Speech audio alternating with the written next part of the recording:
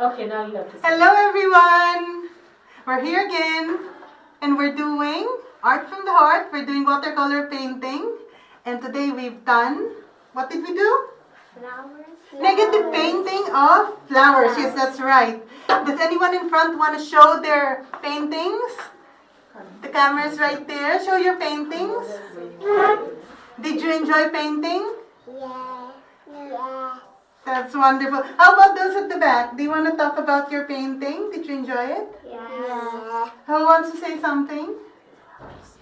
It was very fun. Oh, Alara wants to say something. Oh, show everyone the painting. Oh, lift it, Alara, so everyone can see. Okay, you can put it a little bit lower now.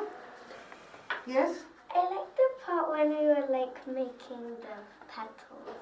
Oh, the sketch. Who enjoyed the sketch? Yeah. Wonderful. Who enjoyed painting? Yeah.